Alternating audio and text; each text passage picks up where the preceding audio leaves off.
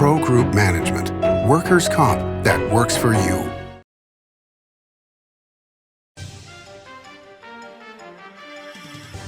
Welcome to Nevada Newsmakers. On the broadcast today, Aaron West joins us. He's the CEO of the Nevada Builders Alliance, here for the whole show on an all-new Nevada Newsmakers.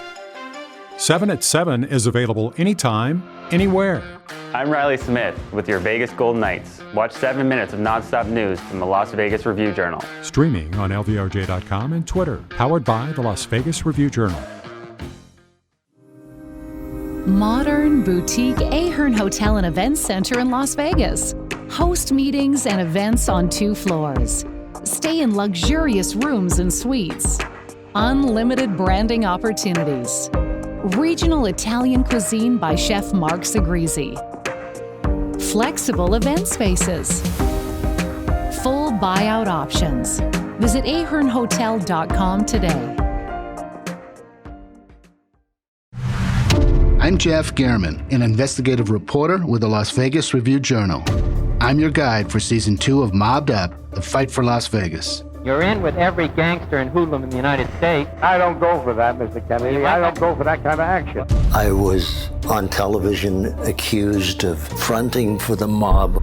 Subscribe to Mobbed Up, The Fight for Las Vegas, Season 2, today on Apple Podcasts, Spotify, or wherever you get your podcasts.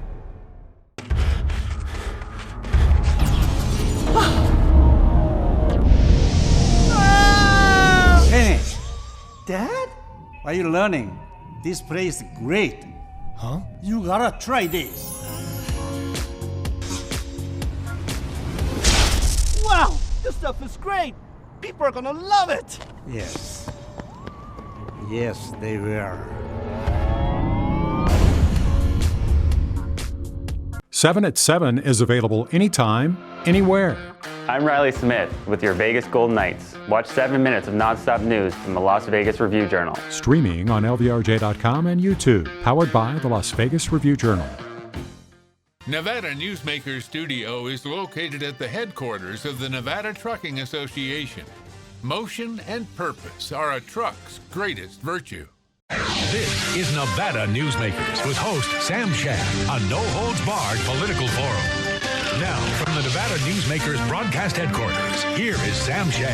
And back on Nevada Newsmakers, we're always pleased to welcome back to the program Aaron West. He is the CEO of the Nevada Builders Alliance. Pleasure to have you back on the program, sir. Thank you for having me. So let's talk about supply chain issues because, you know, I've talked to a lot of people in the home building business over the last few months, and they're telling me that as they talk to the major contractors, the contractors are all repricing their projects because the cost of everything has gone up so dramatically.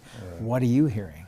Yeah, I think we've definitely been seeing this for a few months now. You know, nobody could have anticipated that when construction was deemed an essential business and allowed to keep going, that all of our necessary materials, all the manufacturing of that was actually shut down, right? And so just the backlog that we've had from the construction side has been tremendous. Anyone who's tried to buy a refrigerator or a freezer, you know, has experienced it as well. But it's, no, there's so much volatility in the market right now that we literally have, you know, builders that they're essentially taking reservations for people, but they won't lock into a price until they're much further into the project so that they have confirmation on what they can get.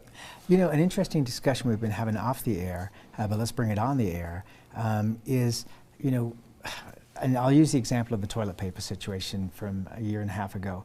A lot of people were questioning, well, how come we're running out of toilet paper when there's, you know, nobody's at the offices anymore, so couldn't they just shift the manufacturing of that toilet paper from industrial to residential? Right. And the answer is no, because once things go back to normal, you can't suddenly retool your entire line, and those kinds of products are different. It's got to be the same way in the construction industry, that there's a concern to ramp up production when a year and a half, 2 years from now, things are going to return to a somewhat normal situation.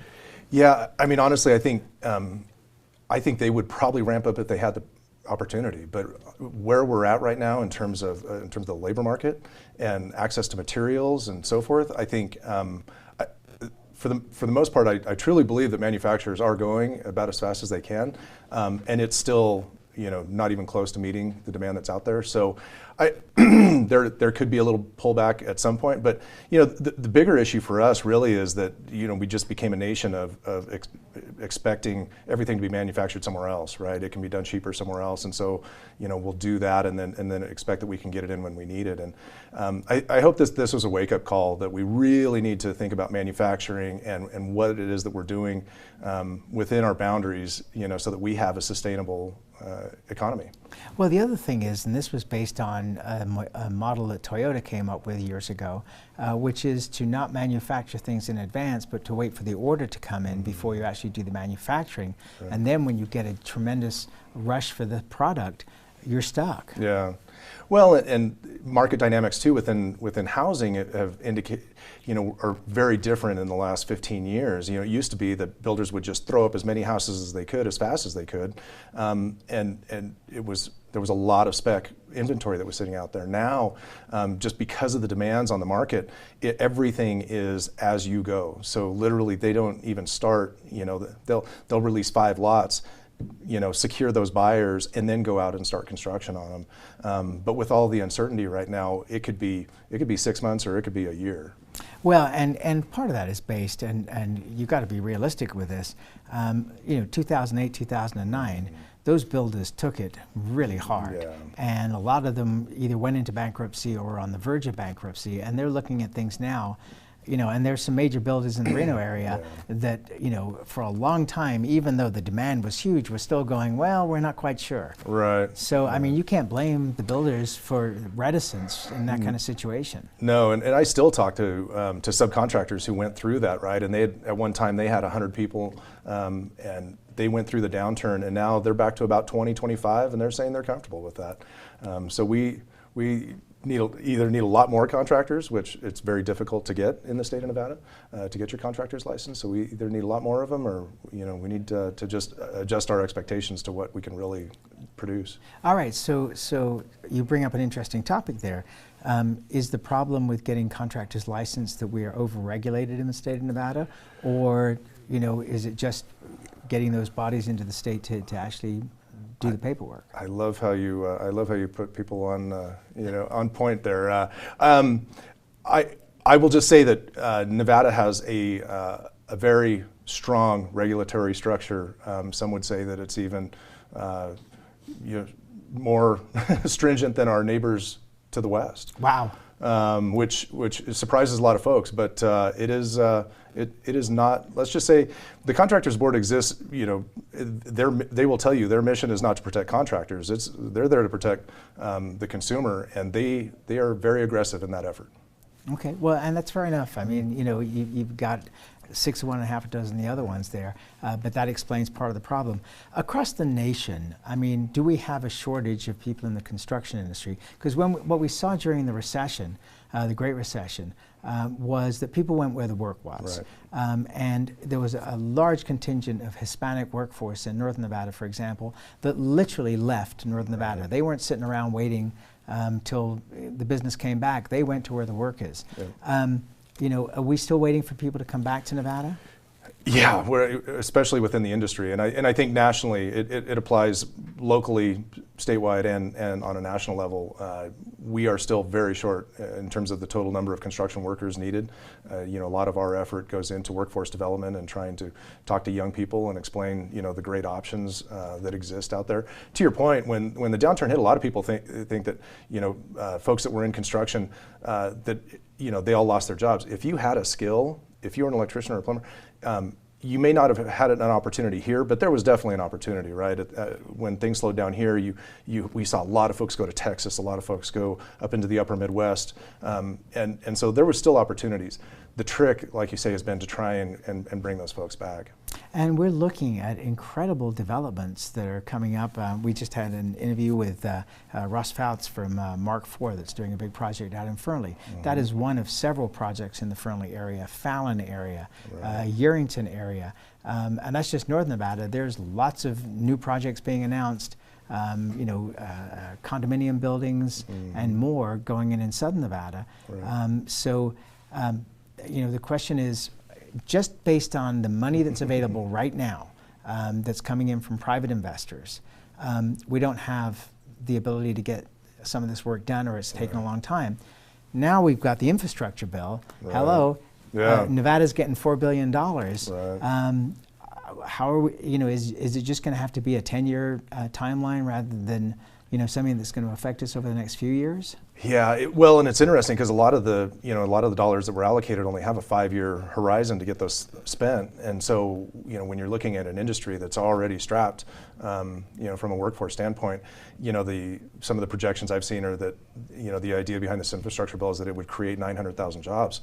I mean, when we're already talking about a 1 million person deficit, that gets a little scary. I mean, obviously it's awesome. You're going to see a bunch of money come into the state, but you're seeing a bunch of money go into all the states, and so our ability to pull resources as needed from other areas is going to be really thin.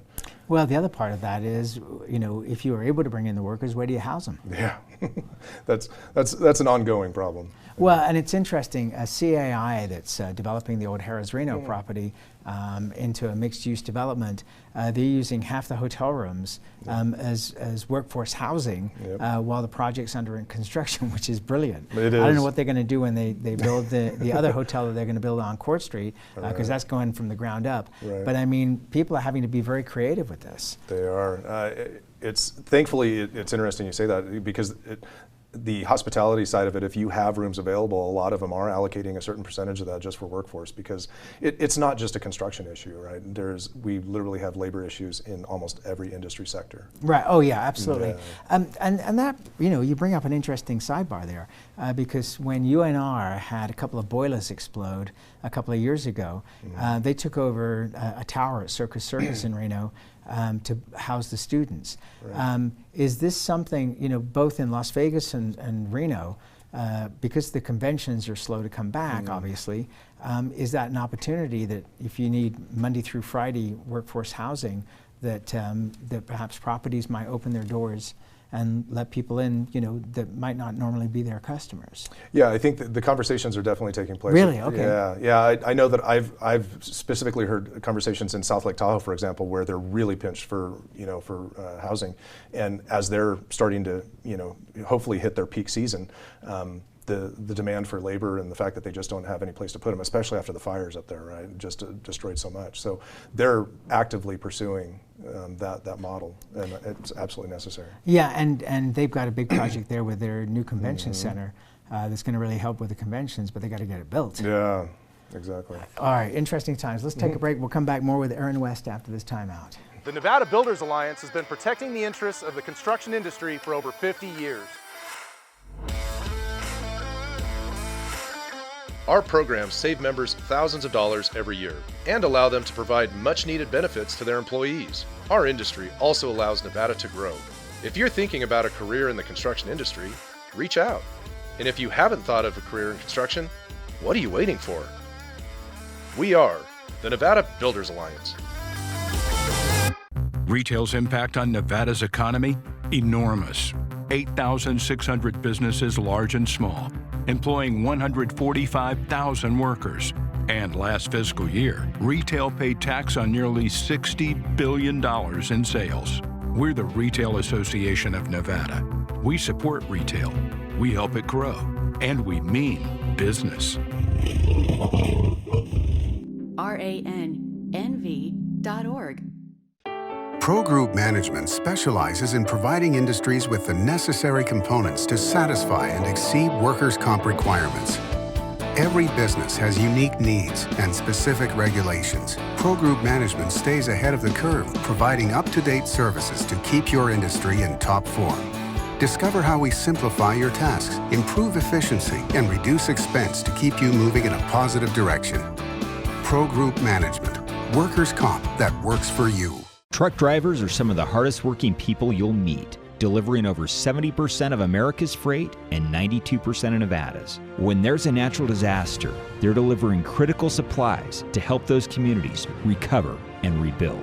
Every sector of the economy and our nation's military rely on truck drivers. So let's take a moment to say thank you. On the open road or city streets, our truck drivers are rolling to make our economy and our nation stronger. Trucking moves America forward. This is Nevada Newsmakers. And back on Nevada Newsmakers, we continue our conversation with Aaron West. He's the CEO of the Nevada Builders Alliance. All right, so $4 billion coming into the state. Right. How would you, in your discussions with your board, like to see that money spent across the state? Because you're statewide. Yeah. So we are very fortunate to represent over 1,000 contractors statewide, and I think it's interesting. It'll be interesting to see how much flexibility is actually provided, because there were very specific buckets, right? Out of the $4 billion, $2.5 billion is in highways alone. So, how NDOT prioritizes that, right? And the fact that so many of these tranches of revenue, like we were saying, have to be spent in 5 years. So you've really got to be aggressive. There's $225 million for bridge replacement, $459 million for transit, water, broadband, airports. So they're very specific buckets, and how the governing entities for those choose to prioritize and really try to get that money spent is going to be interesting. Yeah, I don't know if I'm just throwing this out there. I didn't ask you to put the number together before, but do you know what it costs to build a mile of highway these days? Oh man, we used to ballpark $1 million. $1 million. Because really, when you come down to it, covering all those different areas you just mentioned, $4 billion really it's a lot of money, but it doesn't end up being a lot of money, does it? No, especially when it gets split up the way it did. With airports, almost $300 million going to airports, right? So you've got water issues, wildfire prevention. So there's a lot out there. It'll be interesting to see. It's like we were saying, it is the time frame associated with getting the dollar spent is definitely going to create some issues from a labor standpoint, but also, the devil's going to be in the details and really how they prioritize and what projects they have ready to pull the trigger on. Okay, and is it shovel-ready projects that we're looking at? I mean, is that the buzzword again? Yeah, I think it's interesting, right? We all remember the original stimulus days with shovel-ready, and unfortunately, that type of accelerated approach maybe didn't lead to the most efficient use of the dollars, right? It was the fastest use of the dollars. And so I think, like we say, really you have to have something, I don't know that you really have time to go through the design, bid, build process with some of the timeframes that have been provided. So I think you could see a lot of hybrid, we could see construction manager at risk, really being a very valuable tool, like they're doing with the Washoe County School District, where you pick, basically you pick your construction team, they pull together everybody else, and you're literally building while you're designing. And I think if they take that approach using CMAR, hopefully we can really get some impactful projects. Okay, and design build is actually a cost-effective way to go, is it not? Oh yeah. No, I think especially right now with resources being so thin, the idea that you're pooling those resources all at once and really going through a collaborative process to affect these construction projects, it's very effective. And it's all going to be state agencies, all under the aegis of the governor and the legislature, or how does it play out? That's how I'm kind of seeing it play out. Yeah, I think in every case there's a municipality or a quasi municipal entity that will be, kind of the conduit for these funds. Okay, so therefore, will prevailing wage apply to all of this? All of it. So therefore, even though you're getting $4 billion, it's going to be more expensive than if you were doing it through private enterprise. Yeah, which I will say, we're in interesting times, right? And so everything is more expensive right now, and the ability for the prevailing wage dollars to maybe pull some of that labor from places that it might be less utilized right now. Okay, so if you've got a housing project, for example, and you're using non-union labor on that project, you're paying them quite a bit less than you would be if you were having to pay prevailing wage. Right. So those construction workers are going to look at which way do I go here, right. And you may see union membership jump up quite a bit. I think that was very intentional in the bill. Okay, all right, well, and a good point. All right, let's take another break. We'll be right back. More after this. I'm here at the Carson Valley Inn in Minden with Joey Whitaker. Entertainment here at the Carson Valley Inn is extraordinary. Yeah, super proud of the TJ's Corral. our outdoor venue, about 1,500 seats. We've had first-class entertainment out there. We've had Merle Haggard, we've had Chris Young, we've had Lee Brice a couple times, we've had Pat Benatar, Joan Jett, who's in the Hall of Fame. We're real proud out there, and it's just a great time. Watch CarsonValleyInn.com and grab those tickets early. It's not a long way to get away to the Carson Valley Inn. Hey guys, are you watching the game at a friend's or the bar again because you can't watch at home with your wife? Or worse, because she kicked you out and kept your couch, your flat screen, and your kids? What's the one thing a man needs when he loses a good woman? A good lawyer. And when he loses a bad woman, he needs a great lawyer. What makes a good woman a bad woman? You tell me. You're the one that can't watch the game in your own home. I'm men's rights attorney Marilyn York, and I represent men in divorce, custody, and family law matters. Hi, I'm Dave Newman. Remember me? I used to be the house detective, and now I'm a realtor, full-time at RE/MAX Realty Affiliates. A lot of people ask me, how's the market? You know what? It's fantastic. If you're even kicking around the idea of buying or selling, give me a call. Let's talk about it. Call me at RE/MAX Realty Affiliates and just ask for the guy who used to be the house detective, Dave Newman. Everyone is talking about opioids, but they're not the only drugs that can be harmful if taken in large quantities or not as prescribed. You also need to be aware of side effects from anxiety drugs, muscle relaxants, sleep aids, and stimulants. Mixing prescription drugs with other drugs or alcohol can be dangerous. If you take an Ambien with a glass of wine, it may be enough to stop you from breathing. Prescribed drugs can be just as dangerous as illegal drugs. Take medications only as directed. This is Nevada Newsmakers. Back on Nevada Newsmakers, we continue our conversation with Aaron West. He is the CEO of the Nevada Builders Alliance. Opportunity zones. So this was areas across the state, across the country, but across the state that were decided upon where people could come in and make an investment and get a great return. How is this going to be affected by this money coming in, or will it be affected? You know, I think I really think it's kind of two separate things. The opportunity zones really haven't taken off the way I think that everybody kind of hoped. Why? Honestly, I think it's just the nuances of what it really means to put these together. You know, originally it was kind of viewed as an individual could go in and drop some money in, you know, and spur, you know, some economic revitalization. But it's all predicated on an exit strategy, right? The real benefit there is you're putting the money in without a tax consequence, and you're taking it out in 10 years without a tax consequence. So, you know, there's been a lot of talk about trying to use opportunity zone funds for affordable housing. Well, the requirement typically, if you're doing affordable housing on the tax credits, you have to hold on to it for 30 years.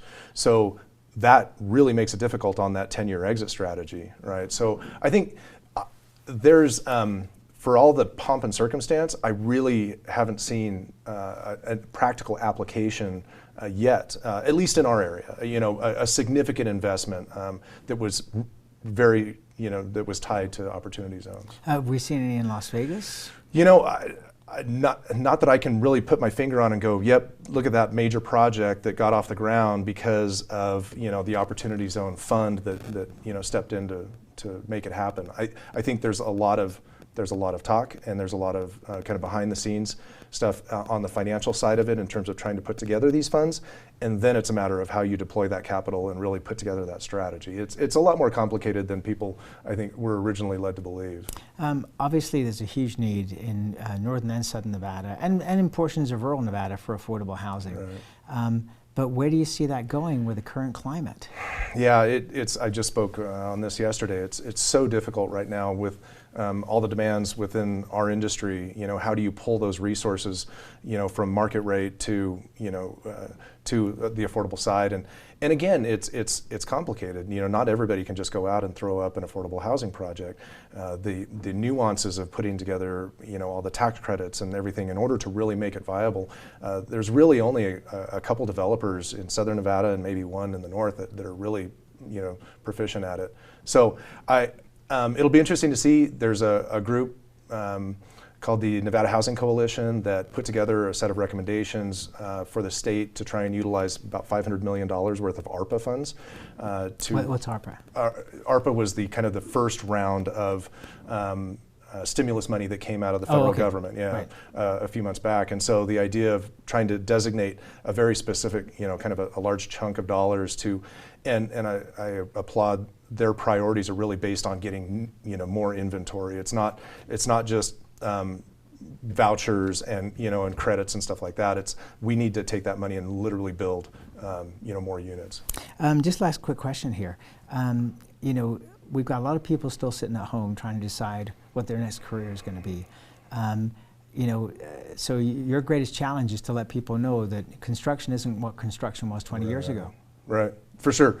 It shocks people when I show them the stats that we have within the state right now. The average wage within our construction industry in the state of Nevada is $76,000. That's a damn good wage for a lot of people, and that's honestly, a lot of folks will tell you that's on the low end. Once you get that skill set, you're talking six figures, and so yeah, I think if you look at just, obviously construction's been slow to innovate, but it's really coming along now. There's some great companies out there that are really making a difference. There's, in fact, here in Reno, a group called NVO Construction, which is now doing literally panelized floor systems, wall systems, and trusses.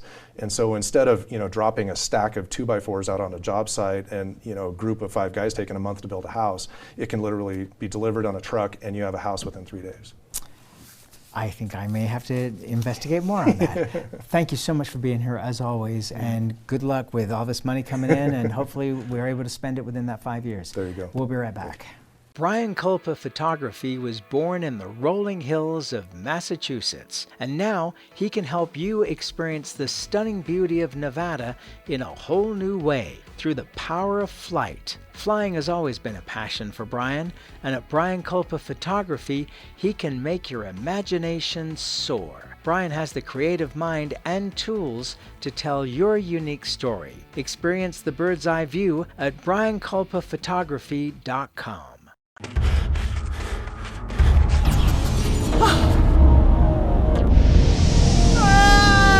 Kenny! Dad? Are you learning? This place is great. Huh? You gotta try this. Wow! This stuff is great! People are gonna love it! Yes. Yes, they will. Serving Our Kids Foundation's mission is to serve homeless, at-risk, and food insecure children in grades K through 8 throughout Southern Nevada. During the pandemic, Serving Our Kids has seen a 42% increase in the number of children served, providing more than 4,500 meals to kids in over 100 schools weekly. Serving Our Kids is powered by community support and volunteers. To learn how you can help, visit servingourkids.org. Take a look at Pro Group Management and see how your workers' comp requirements can be met head-on. By taking a proactive approach, Pro Group can assure that your company is meeting or exceeding state and federal standards. As you move forward in your industry, Pro Group moves with you, simplifying regulatory tasks, clearing the way so you can get the job done and look to your future success. Pro Group Management, workers' comp that works for you. Watch Nevada Newsmakers on YouTube. You can do that now these days. We'll see you on the next broadcast.